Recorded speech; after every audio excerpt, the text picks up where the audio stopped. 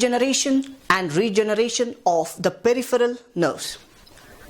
Compared to that of the cells or the neurons in the central nervous system or spinal cord, which are well protected by the bony cranium as well as the vertebral column respectively, but the peripheral nerves are more superficial and prone for the injury. So in case of an injury or trauma to the peripheral nerve, which mainly the degenerative changes occurs in the neurons, and these degenerative changes takes place in the nerve fiber as well as in the cell body. So what are the degenerative changes which are seen in the cell body? After injury to the nerve fiber, the degenerative changes occurs both in the cell body as well as the axon. So these degenerative changes occur mainly due to the interruption in the supply of the trophic factors to the cell body from the terminal ends of an axon. So these degenerative changes are called as chromatolysis and retrograde degeneration. So what is the chromatolysis? So approximately within 48 hours of injury, the nasal bodies disintegrate and form clumps and break down into fine granular masses dispersed throughout the cytoplasm called as chromatolysis. And if you see the retrograde degeneration, the swollen cell body becomes rounded and the nucleus appears eccentric. So these changes occur within 2 weeks of the injury, and these changes are greatest when the injury of the axon occurs close to the cell body when compared to that of the distal site. These changes occurring in the cell body along with the chromatolysis are together called as retrograde degeneration. So what are the degenerative changes which are seen in the nerve fiber in terms of injury? The degenerative changes in the distal portion of the axon are termed as Wallerian degeneration. So the changes that occur in this type of degeneration are within the day of injury. What happens is the axonal process, which is distal to that of the site of the injury, swell until its terminal end, and by the end of day 5, the axonal processes breaks down into smaller fragments, and the myelin sheath covering the nerve fiber also breaks into lipid droplets. So these broken fragments of the axon and the lipid droplets of the myelin are removed by the enhanced action of the phagocytes. So the similar changes occurs in the proximal portion of the axon also after the injury, and these degenerative changes extend only up to the shorter distance as far as the first node of Ranvier. This is what you need to know about the Wallerian degeneration. So now let us discuss about classification of nerve injuries. Here, Seddon's classification, which means Seddon proposed a classification of nerve injury in 1942, which is still in use today. The injuries are defined as neuropraxia, axonotemesis and neurotemesis, mainly based upon the severity as well as the extent of the injury and also the structural components which are involved in the peripheral nerve, including Schwann cells, axons and the surrounding connective tissue. So now let us discuss about the second classification, which was proposed in 1990 by the Sunderland, who divided nerve injuries into 5 grades. So grade 1 corresponds to the neuropraxia, and grade 2 axonotemesis, and grade 3, 4 and 5 for neurotemesis. So here grade 3, 4 and 5 are distinguished by the extent to which the perineural as well as epineural tissues are disrupted, so that the prognosis for the recovery is better for grade 3 lesions. So if you see, the grade 5 lesions correspond to severed nerves or the nerves disrupted by the scar tissue to the extent that no significant regeneration is possible across the area of the injury. And first is, what is neuropraxia? It is called as the compression of the nerve. So neuropraxia is usually caused by a mild injury, that may be ischemia, more commonly mechanical compression, or it may also be due to metabolic or toxic factors that results in focal demyelination, but there is no loss of axonal integrity in the region of the injury. So the symptoms are like weakness as well as sensory loss are mainly due to conduction block. So this may be confirmed with electrodiagnostic studies.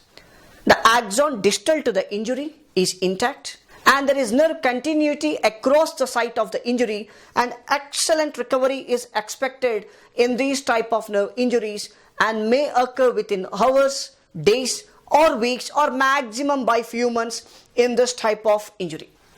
And the second one is axonotemesis.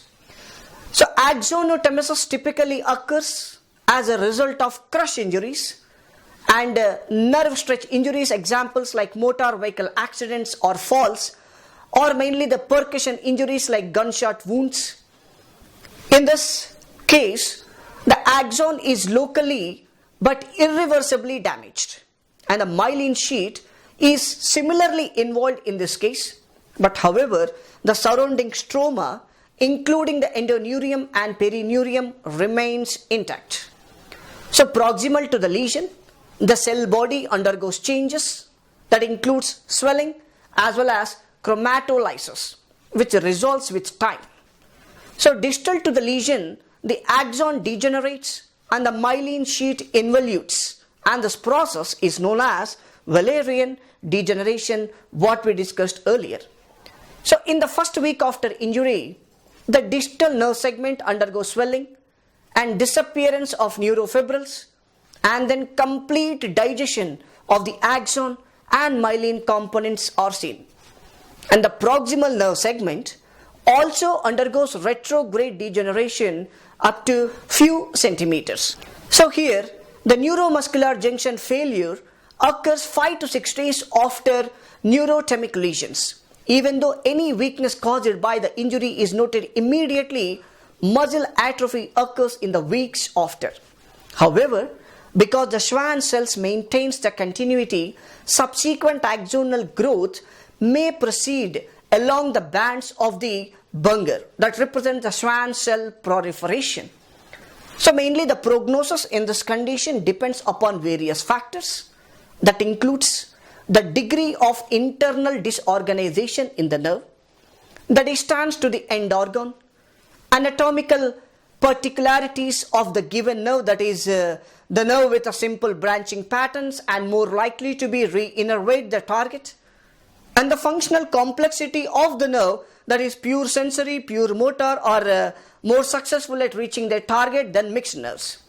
So overall, partial recovery is only expected outcome in this type of injury, but the time course is significantly protracted and compared to that of neuropraxia. And the third one is neurotemesis. Neurotemesis most often occurs in association with severe lesions such as sharp injuries, traction injuries, percussion, or exposure to the neurotoxic substances.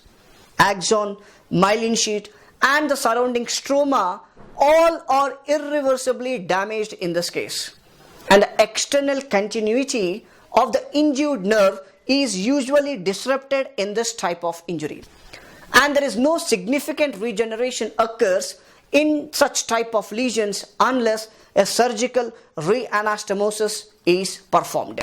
Nerve lesions are mainly traumatic and are mixed.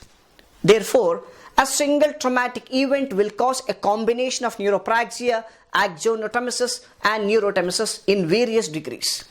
So the final outcome after the recovery or during the recovery mainly depends upon the ratio between the individual components of the injury. That is the predominant pathophysiologic feature in this type of injuries. So the mechanism of peripheral nerve recovery includes resolution of the conduction block, that is in the neuropraxic lesions, and distal axonal sprouting mainly in the axonotemic lesions, and axonal regeneration, that is in axonotemic as well as neurotemic lesions. And not surprisingly, the speed and completeness of the recovery mainly depends upon the process predominates. For example, if you see in a neuropraxic lesion, resolution of the conduction block is the mechanism promoting recovery of the function after a nerve injury. So improvement is expected to be quick if the cause is ischemia. But whereas improvement may take months if the cause is demyelination, depends upon the severity of the lesion as well as the length of demyelinated segment. So this is what you need to know about the classification of nerve injuries as well as its regeneration capacity.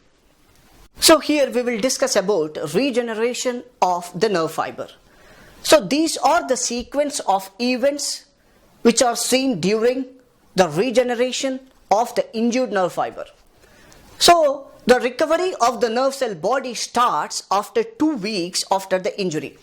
So here you can see very clearly that the nuclear granules reappear in the cytoplasm and the swelling of the cell body gradually decreases and nucleus also starts appearing and move towards center, and there is a rapid synthesis of RNA as well as proteins which are extremely necessary for the regeneration to occur, and the site of injury is cleared of debris by the activation of the macrophages, and Schwann cells begin to proliferate, filling the gap between the proximal as well as the distal stumps of the nerve fiber. So what is the distal stump here?